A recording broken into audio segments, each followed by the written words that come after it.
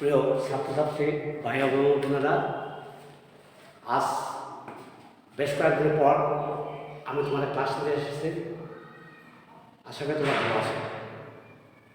তোমরা জানো যে দেশের মহামারী করোনার কারণে শিক্ষা প্রতিষ্ঠান আবার বন্ধ ঘোষণা করা হয়েছে। এটা সরকার আমাদের স্বার্থে, জনগণের স্বার্থে এই পদক্ষেপ নিয়েছে। আশা করি ইতিপূর্বে তোমাদের যে ক্লাসগুলো আমি নিয়েছি তোমরা সেগুলো ভালোভাবে দেখেছো এবং পড়াশোনা করেছো। আজকে আমি যে ক্লাসটা দেবো সেটা হলো ব্যবসা সংক্রান্ত ব্যবস্থাপনা তৃতীয় বর্ষ, অর্থাৎ এবার যারা এসএসসি পরীক্ষা দেবে তাদের জন্য এটা প্রযোজ্য, এবং প্রথম বর্ষ যারা পড়ো তাদের জন্য এটা প্রযোজ্য। তারা ইচ্ছা করলেও তারা ক্লাসে দেখতে পারো, তোমাদের ওটা কাজে লাগবে। তাহলে আমরা বলতে পেশো রাখা রাখি। আসলে পেশোনা রাখি, পেশোনা হলো মানুষকে ধাপিত করা, অর্থাৎ মানুষ ঘুমায় আছে তার ঘুম থেকে জাগ্রত করা, তাকে কাজে ফেরানো, তার কাজে আগ্রহ সৃষ্টি করা, এই যে দিক, এই দিকগুলো হলো পেশোনা। অর্থাৎ মানুষ আমরা কাজ করতে চাই না, আমাদের কাজ করার সামর্থ্য আছে তবু আমরা কাজ করতে চাই না। আমরা কেন কাজ করতে চাই না, কি জন্য কাজ করতে চাই না, এই কারণটা কি? এই কারণটা নিয়ে বিভিন্ন লেখক, বিভিন্ন গবেষক বিভিন্নভাবে তার ব্যাখ্যা প্রদান করেছে। সেই ব্যাখ্যার আলোকে তোমাদের কাছকে আমি কিছুটা পড়ানোর চেষ্টা করছি। অর্থাৎ পেশনা এমন একটা জিনিস যার দ্বারা মানুষকে তার কাজে আগ্রহ সৃষ্টি করা, তার মনোবলকে বৃদ্ধি করা এবং তার কাজের প্রতি স্পৃহা সৃষ্টি করা, এটি হচ্ছে পেশনা।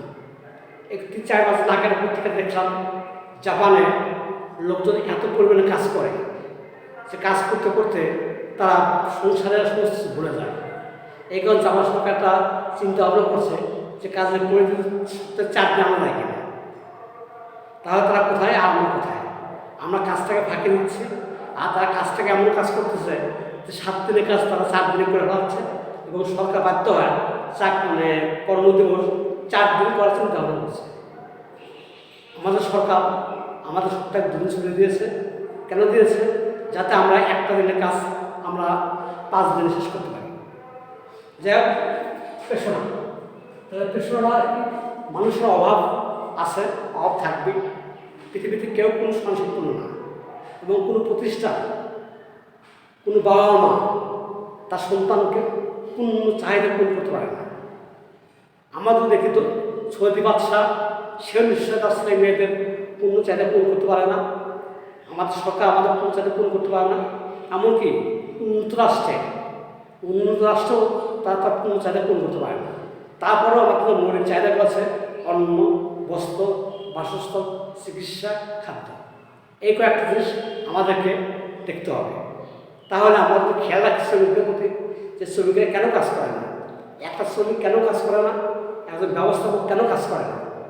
তারপর তো আমরা চিন্তাভাবনা করি, চিন্তাভাবনা করে যদি আমরা পদক্ষেপ নিই তাহলে কাজটা ভালো হবে। অর্থাৎ একজন শ্রমিকের চাহিদা, একজন ব্যবস্থাপক চাহিদা তুমি রাখতে পারে না। যা প্রথম হচ্ছে আর্থিক, এই পেশন এইভাবে পেশন দুইভাবে দেওয়া যায়, একটা আর্থিক পেশনা আর একটা অনার্থিক পেশনা। এটা আমি প্রকাশ করলে আর্থিক পেশনা। প্রথমে হচ্ছে আর্থিক উপায়, অর্থাৎ প্রতিষ্ঠানের কর্মচারীদের তাদের যে অভাব আছে সে অভাবগুলোর দিকে লক্ষ্য রেখে কী করবো, আমরা তাদের বেতনের দিকে লক্ষ্য রাখবো। অর্থাৎ তারা যেন মোটামুটিভাবে চলতে পারে। যদি এইভাবে চলতে দিই তাহলে তারা কী করবে, প্রতিষ্ঠানে এসে তারা ভালোভাবে কাজ করবে এবং মনোযোগ সহকারে তারা কাজ করবে। দুজন আসতেছে ন্যায় পারিশ্রমিক, অর্থাৎ প্রত্যেকটা শ্রমিকই চায় আমি পরিশ্রম করবো, আমার পরিশ্রমিকটার জন্য ন্যায় মজুরি হয়।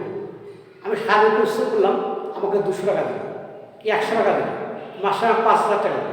5,000 টাকা নিয়ে আমি এই বাজারে আমার ছেলে মেয়ে সবাইকে নিয়ে আমি কীভাবে চলবো? অর্থাৎ আমার মজুরিটা এমন হওয়া উচিত যাতে মোটামুটি আমি আমার ছেলে মেয়ে, আমার বৃদ্ধ বাবা মাকে নিয়ে আমি মোটামুটিভাবে মোটা কাপড় নিয়ে চলতে পারি। অর্থাৎ প্রতিষ্ঠানকে এমনভাবে চিন্তা করতে হবে যেন ওই প্রতিষ্ঠানের কর্মচারীদের বেতন এমনভাবে দিতে হবে যাতে সে তার পরিবারকে নিয়ে ভালোভাবে মোটামুটিভাবে চলতে পারে। তাহলে ওই লোকটার ভিতরে কাজের প্রতি একটা আগ্রহ সৃষ্টি হবে।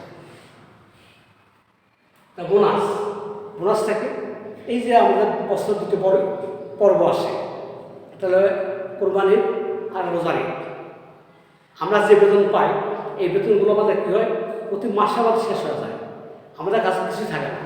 তাহলে ঈদ আসলে বাড়ির ছেলে মেয়েরা, ছোটো ছোটো ছেলে মেয়েরা সবাই আগ্রহ করে থাকে তার জামা প্যান্ট করবে, কিন্তু আমাদের হাতে না থাকার জন্য আমরা তারা দিতে পারি না।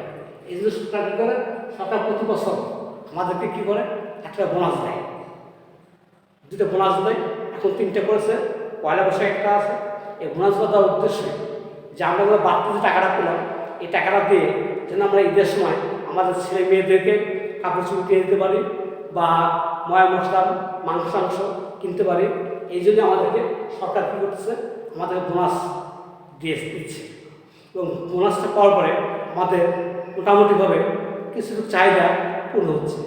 এটাও একটা মানে পেশনের একটা দিক। চাকরি নিশ্চয়তা, অর্থাৎ প্রত্যেকে চাকরি নিশ্চয়তা, চাকরির যেমন নিশ্চয়তা না থাকে, আমি কাজ করতেছি কিন্তু কাজ করতে চিন্তা করতেছি আমার চাকরির যদি নিশ্চয়তা না থাকে, আমাকে যদি কাজ বের করে দেয় তাহলে আমি কী করবো। আমার মনের ভিতরে যদি এরকম একটা অবস্থা সৃষ্টি হয় তাহলে আমার কাজটা ভালো কাজ আশা করা যায় না। আমার কাছে যেখানে 80% কাজ পাওয়ার কথা, সেখানে আমার কাছ থেকে 60 কি 50 কাজ পাবে। ওই যে আমার মাথা চিন্তা করতেছে যে আমার চাকরিটা এখন তো স্থায়ীকরণ হয়নি, চাকরি নিশ্চয়তাই পাইনি, কখন আমার বস আমাকে বলে কালকে তুমি আসবে না, তাহলে আমি না আসি তাহলে আমি কী করে খাবো। এই জন্য বলতেছে যে ওই প্রতিষ্ঠান যে সমস্ত কর্মচারী কর্মকর্তা যাই থাকবে না কেন, তাদের যখন নিয়োগ দেওয়া হবে তখন তাদের চাকরির জন্য নিশ্চয়তা প্রদান করা হয় যে তোমাদের চাকরির নিশ্চয়তা এবং তোমার চাকরিটা তোমার হারাবে না, তোমরা ভালোভাবে কাজ করো এবং তোমরা তোমাদের যে উদ্দেশ্যে তোমাদের নিয়োগ দেওয়া হয়েছে সেই উদ্দেশ্য পালন করো এবং তোমার চাকরি যাবে না। তাহলে আমার মনোবলটা ফিরে আসবে যে না, আমার চাকরি যাবে না, আমি কী করবো, আমি ভালোভাবে কাজ করবো। তাহলে মুনাফার অংশ আমরা দেখি বড় বড় ফ্যাক্টরি, যে Bangladesh BCIC, Bangladesh Chemical Industries Corporation, সার কারখানা, এখানে আমরা দেখি সরকার এখন নির্ধারণ করে দেয় যে তোমরা আমাদেরকে ধরা যাক যৌন সার কারখানা যে আমাকে 100 মেট্রিক টন সার দেবে, তার উপরে যে উৎপাদন তোমরা করবে সেটা তোমাদের। তাহলে কি হলো, আমরা 105 মেট্রিক টন সার উৎপাদন করলাম। কেন বেশি হলো, ওই যে সরকার আমাদের বলছে যে 100 মেট্রিক টন সার আমি নেবো আর 5 মেট্রিক টন সার তোমাদেরকে দিয়ে দেবো। এই 5 মেট্রিক টন সার সরকার কী করতেছে, ওই যে সরকার যে মূল্যে বিক্রি করে সেই মূল্যে আমার টাকা দিয়ে দিচ্ছে। আর আমার টাকাটা কী করছে, আমার টাকাটা উপর থেকে নিজ পর্যায়ে যে সমস্ত কর্মকর্তা কর্মচারীরা আছে আমার সমানভাবে ভাগ করে নিচ্ছে। তাহলে যখন আমি এই মুনাফার একটা অংশ পাবো, মানে উৎপাদনের একটা অংশ পাবো বা বিক্রির একটা অংশের একটা অংশ পাবো, তখন আমার মনের ভিতরে একটা আগ্রহ সৃষ্টি হয়। বেতন সহ ছুটি একজন লোকের বিভিন্ন সময় থাকতেই পারে, অসুখ বিসুখ থাকতে পারে। যেমন আমরা সরকারি চাকরিতে এমনি সরকার তাদেরকে 15 দিন 18 দিন ছুটি দিয়ে রেখেছে। তারপরেও যদি কোনো কর্মচারীর অসুখ বিসুখ বিভিন্ন কাজে সে কেউ অনেক সময় সরকার বেতন সহ তাদেরকে ছুটি নির্ধারণ করে। এরকম সরকারি প্রতিষ্ঠান বা বেসরকারি প্রতিষ্ঠান যেগুলো আছে সে সমস্ত প্রতিষ্ঠানে কোনো কর্মকর্তা বা কর্মচারী যদি অসুস্থ করে 10 দিন 15 দিন 20 দিনের জন্য যদি তাদের 20 দিন বেতন কেটে নেওয়া হয় তাহলে তার প্রতিষ্ঠান চলবে না। যেখানে মালিক অনেক লাভবান হচ্ছে সেখানে মালিক যদি 20 টাকা দিয়ে বেতন তার না কাটে, যদি 20 দিয়ে বেতন তাকে দিয়ে দেওয়া হয় তাহলে ওই শ্রমিকটা, ওই কর্মচারীটা, তার ফ্যামিলিটা যে অভাবেও পড়বে না, বরঞ্চ সে ফ্যাক্টরির প্রতি তার আন্তরিকতা আর বেশি প্রকাশ পাবে এবং সে ভালোভাবে কাজ করবে।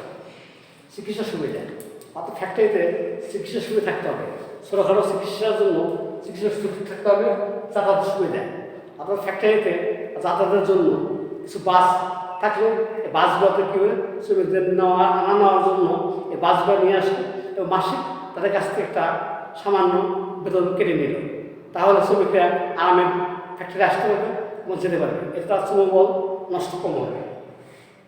ও গৃহঋণ সুবিধা, অর্থাৎ কারো যদি কোনো টাকা প্রয়োজন হয়, কারো মেয়ের বিয়ে কি যে কোনো অনুষ্ঠানে টাকা প্রয়োজন হলে কী হলো, তখন মালিক পক্ষ যদি সেই শ্রমিককে বা সেই কর্মকর্তাকে যদি অগ্রিম কিছু টাকা এককালীন দিয়ে দেয় এবং প্রতি মাসে তার বেতন থেকে যদি সমন্বয় করা হয় তাহলে তাহলে উপকার হবে।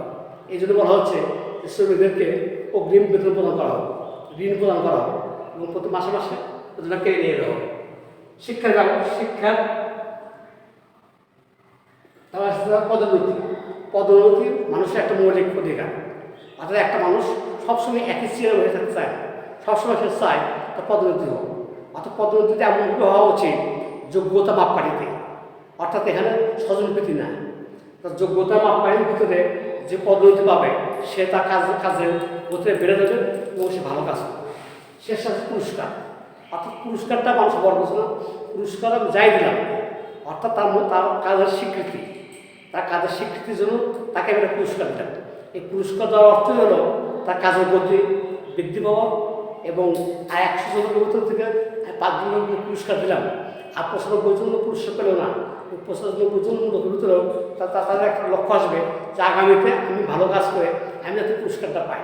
অর্থাৎ পুরস্কারটা দিলে কী হবে, প্রতিষ্ঠানে বা উত্তর প্রতিষ্ঠানে বা সরকারি কাজে সবাই এই পুরস্কার আশায় ভালো কাজ করবে। এই পর্যন্ত তোমরা ভালো পড়াশোনা করো।